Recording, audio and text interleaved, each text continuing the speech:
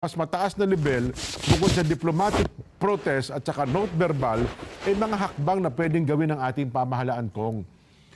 Eh baka ang sinasabi ng Pangulo dyan ay yung, nung isang araw kasi, siguro, hindi ako nagkakamali, mga 4 na araw nang nakararaan dyan. Opo. O baka 5 araw na.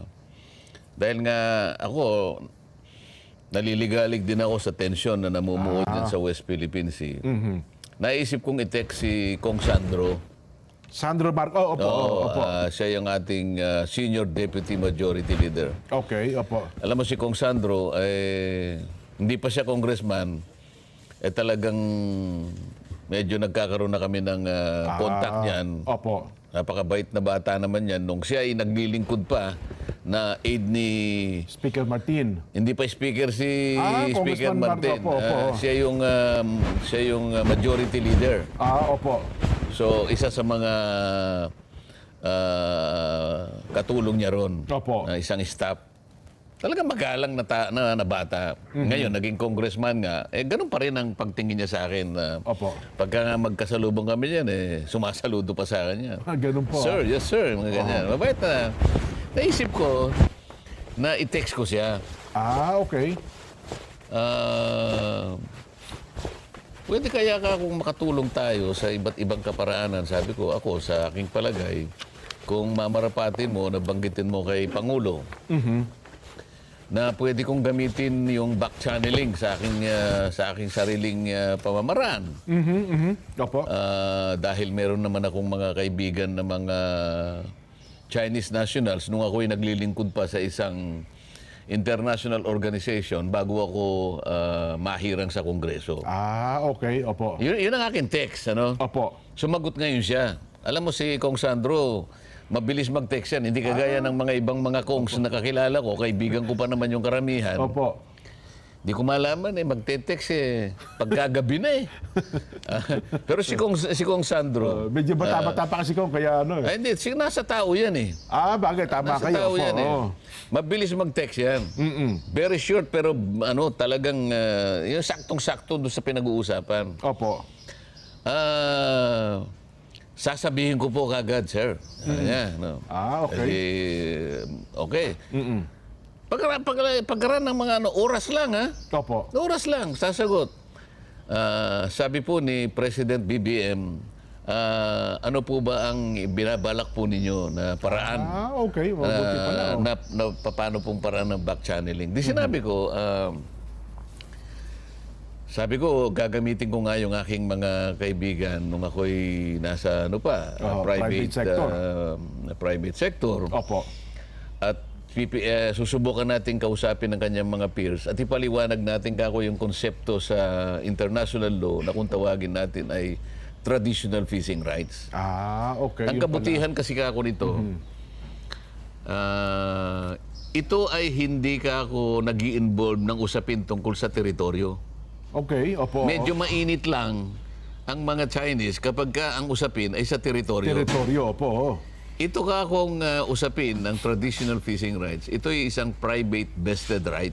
Okay, opo. At dahil nga ako merong naman naganap na incident na halos ganito rin ang pangyayari na nagawa na nila minsan in the year 2000 with Vietnam. Opo. Doon sa Gulf of Tonkin, sabi ko, anong malay natin baka sakaling Baka maging epektibo, no? magkaroon din tayo ng ganong klaseng pag-uusap at pagkakapalagayang loob. Opo. Mas mabuti na kako yung meron tayong pinag-uusapan, ito ay private lang at neutral area ito. Opo. O di, yung text ko na yon, pinabasa niya sa Pangulo. Palagay ko, di ba? Opo. Sumagot siya uli. Okay. Sabi niya, nagpapasalamat po ang Pangulo kung magagawa po ninyan malaki pong bagay na maaring makakapag-de-escalate ng tension sa West Philippine Sea. Nga naman, Sa makatwid, kung sakaling magawa ko man ito, meron akong imprimatur dyan. Meron akong approval na ako'y nagsabi sa kanila. Kasi siyempre, katungkulan naman natin, official or even in our personal capacity, kung ano man ang magagawa natin para sa bayan. At ang muling sagot ko nga sa kanya nung nagpapasalamat si Pangulo kung magagawa daw po ninyo yan, ay malaking bagay po para po mabawasan ang tensyon. Ang sabi ko naman, ito'y gagawin nating lahat for the sake of the motherland. Yeah. Yan naman ang sinabi ko. The best po yan. Well, sa kabatiran ng mga vlogger ko, baka alam niyo naman. O baka ibahin na naman ninyo. Ayoko nang makipag-usap sa inyo kasi minsan, hindi 2 beses, 3 beses, kasama ko si Jenso Barjaga Yan. at si Nelson, nandito pa noon. Ako'y nakiusap naman sa inyo, malaya po kayong gamitin po ninyo ng aming pagpapahayag, pati ang aming komentaryo at opinion. Pero huwag po ninyong babaluktutin. Huwag ito-twist. Huwag po ninyong ito-twist para sa ganun, kung ang hangarin po ninyo ay manligaw po, mailigaw po ninyo yung ating mga kababayan, ay sana'y makonsensya naman kayo. Huwag ninyong gagawin yon. Yung kaparaanan ba kong ng back-channeling talks, ano, mga ganyang effort, ay ito ba yung pinahihintulutan din? Oo naman. Okay. Opo. Kasi kung halimbawa nagawa mo nga yun, tsaka mo lang sasabihin para maging opisyal na pumayag po sila, para sa ganun, pag nag-usap, meron ng background kagad. Ayan, yun ang ganda ng back channeling eh. Opo. Meron kang may lalatag agad, tapos may iuulat ka. Halimbawa, nagtagumpay ka. Mr. President, halimbawa, pumayag po sila pero ganito po yung ano po yung magiging posisyon. Sabihin mo ganito, ganyan.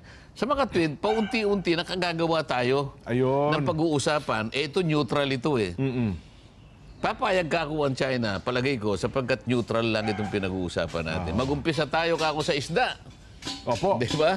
Kapag nag-umpisa ka sa isang bagay na mabuti, pasasambat makakarating ka rin doon sa ikabubuti. At sa maraming pagkakataon kong, yung mga back channel, minsan nga ay out of court settlement, parang ganyan. Yan ang masigit na nagtatagumpay, di ba? Karaniwan may nagtatago. Maliban na lang doon sa nag-back channel ng kinauwian, nakuha sa atin ng Scarborough Shoal. Iba namang back channel talks ata yun nangyari na yun. Hindi yata back channel yun eh.